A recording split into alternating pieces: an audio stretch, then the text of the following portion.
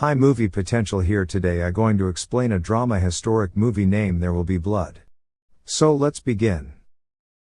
In 1898, Daniel Plainview is doing some prospecting in New Mexico when he finds silver. Excited, he puts some dynamite to create a bigger hole, but when he re-enters it after the explosion, he falls and breaks his leg. This isn't enough to make him give up though. He puts the silver inside his shirt and climbs out while dragging his broken leg. Then he drags his body through the dirt all the way to town to sell the valuables he has found. In 1902, he has changed to the oil business and started his own drilling company. While drilling in Los Angeles, an accident with the machinery kills one of his employees and leaves an orphan baby. Daniel decides to adopt him as his own son, H.W. Plainview, who becomes his nominal business partner. From then on, Daniel goes from town to town with a heartwarming speech for people to choose him other big companies when it comes to leasing their land for drillings, using his son to convince them he is a family man that works with honest local workers and doesn't cause trouble, unlike corporations. Whenever someone asks him about his wife, he just says she died in childbirth.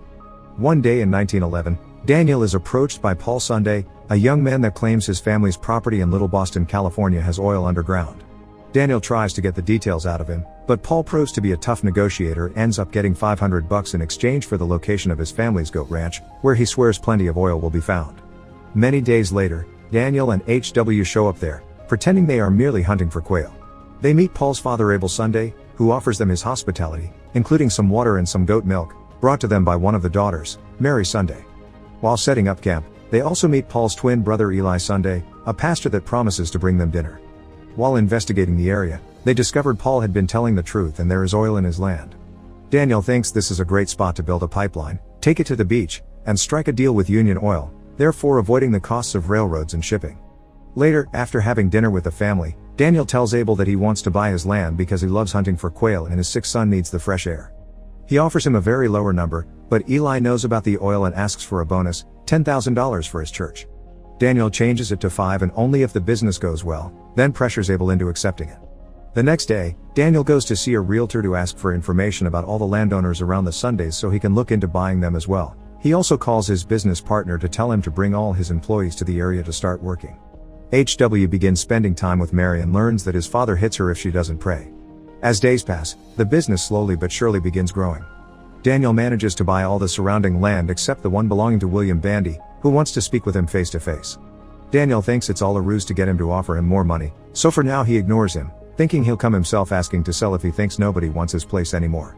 He also gives the local town a speech about how oil drilling equals an opportunity to grow, because his employees come with their families, so they'll start schools, wells, new roads, and lots of cultivation, and all of that means employment.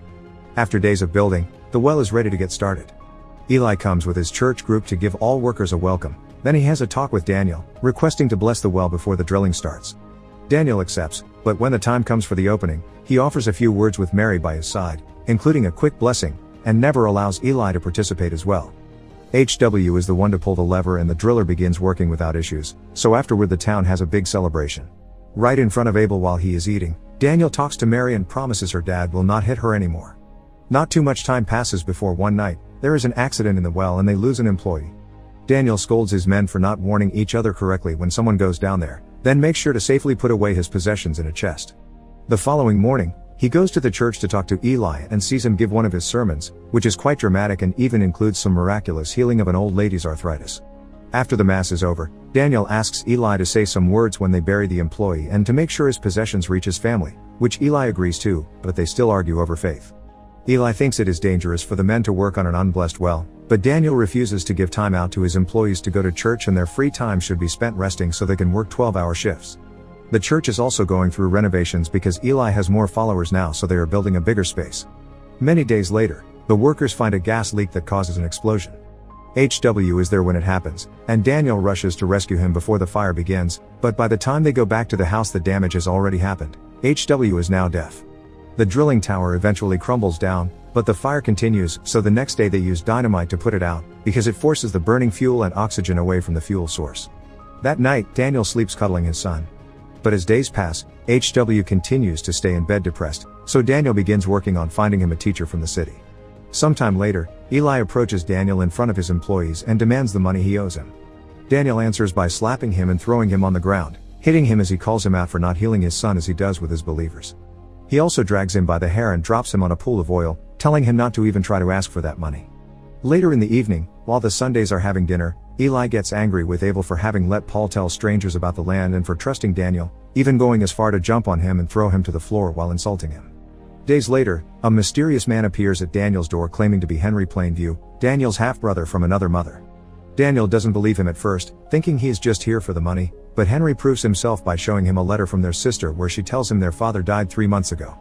Henry tried to do some drilling in the past too, but never was as successful as his brother. He also got into some trouble and was in jail for a while. After Daniel puts HW to sleep by making him drink milk mixed with liquor, the siblings share some cigarettes and Henry swears he hasn't come for the money or any favors. He is just looking for honest work, and Daniel allows him to stay. They spend the evening drinking and sharing their pasts. Although Daniel keeps many details to himself, he does admit he is very competitive and doesn't want anyone to succeed because he hates most people. That same night, HW starts a fire inside their house. Henry wakes up just in time to put it out and HW tries to run away, but Daniel goes after him and catches him before he can escape.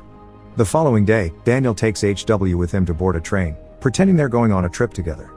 When the train is about to leave, however, Daniel tells him he needs to have a word with the conductor and gets off, leaving the kid alone. HW realizes he is being sent to the city on his own and tries to get off as well, but the train is on the move and it is dangerous, so a man pulls him back to make him stay. Sometime later, Daniel and Henry have a meeting with some representatives from Standard Oil, who want to buy his entire business and land. Daniel seems to be willing to listen at first, but he is not sure what he would do if he didn't work. The representatives keep mentioning he could spend more time with his son, and Daniel takes it as a perceived slight and turns down the offer, leaving while feeling very offended. HW is away, but Daniel tries to ask for news about his life every now and then. Eventually, Daniel makes a deal with Union Oil to build that pipeline to the coast he wanted. The only issue is the last bit of land belonging to William Bandy, whom he never visited to talk. He goes to see him today, but he is not at his house. Only his grandson is there and tells him they will never allow him to drill in their property. Daniel says he doesn't want to drill and promises to talk to Bandy later. Then he goes out with Henry to put various metal stakes on specific spots around the land. After an afternoon spent swimming with his brother, Daniel tells him some stories about their old neighborhood, and Henry's answers make him suspicious. Later in the evening, he lends Henry some money so he can hire a girl, and when he comes back, Daniel confronts him with a gun. Henry admits he is a nobody that met Henry in the city and they became friends while working together for months. The real Henry did want to visit his brother, but they didn't have enough money, and he eventually died of tuberculosis, so this nobody used the stories he heard from Henry and his dairy to pretend to be him. He swears he means no harm, but Daniel shoots him in the head anyway, then digs out a grave to hide the body in. Afterward, he reads his brother's diary and cries. The following morning, he's found by William Bandy, who knows what he did to the fake Henry. Bandy turns down the money offers Daniel throws at him and tells him he will let him build the pipeline through his property if he gets baptized, which Daniel has no other choice but to accept if he doesn't want to lose money with his project. Bandy takes Daniel to church and during Mass, Eli brings him to the front to make him kneel and admit he has sinned and abandoned his child. After slapping him multiple times to get the devil out, he pours holy water on his head and officially baptizes him. The whole town welcomes him, happy for him to be one of them, including young Mary. The construction of the pipeline begins with no issues, and Daniel makes HW return home, telling him he loves him when he arrives and letting HW hit him as an answer. A teacher has also come with him so he can continue learning sign language. Daniel takes HW out for lunch, and in the restaurant, they come across the men from Standard Oil. Daniel can't help making a scene to show them he is being a good father that takes care of his son while having a successful deal with Union Oil. Meanwhile, Eli leaves their town to do missionary work. In 1927, a now adult HW marries Mary, who has learned sign language too to communicate with him. Daniel is rich thanks to his oil pipeline business and lives in a mansion with servants, and one afternoon, HW visits him together with an interpreter. He tells his father that he loves him but he misses working on the fields, so he and Mary are leaving for Mexico to start their own drilling company. Daniel isn't happy to hear this, claiming this makes HW his competitor, no matter how his son denies it is not like that. He also keeps using demeaning vocabulary to refer to his sign language and demands HW to use his own words, so he repeats he's going to Mexico with his own voice. This is still not enough to calm Daniel down, who now tells him he is destroying his image and admits he is not his son, just an orphan baby from a basket in the desert that he picked up to look good while making business. He also says he is less than a bastard that has nothing of Daniel in him. Hurt, HW tells him he is glad there is nothing of Daniel in him before leaving. Daniel keeps yelling insults at him while watching him walk away, but he also can't help remembering their time together. Depressed and alcoholic, Daniel falls asleep in his bowling alley. A servant wakes him up when Eli comes by to visit him, who tells him about his work as a missionary and at a radio station while continuously reminding him they are family-in-law. He also tells him Bandy has died and now his grandson is the owner of the land. That grandson is also part of Eli's church, so he offers himself as an intermediary if Daniel is interested in making business with him to drill that land. Daniel tells him he would be interested in doing business with Eli, but first, he must admit he is a false prophet and God doesn't exist. It seems Eli really needs to get this deal going, because after some hesitation and asking for $100, he accepts to yell those words in the room, the same way he made Daniel admit his sins in church years ago. After he is done, Daniel confesses that area actually doesn't have oil anymore, he stole it by draining it through neighbor areas when he built the pipes. As he begins crying, Eli finally confesses he is living in desperate times, he lost money in the Wall Street crash of 1929 and has strayed morally, so he asks Daniel for help.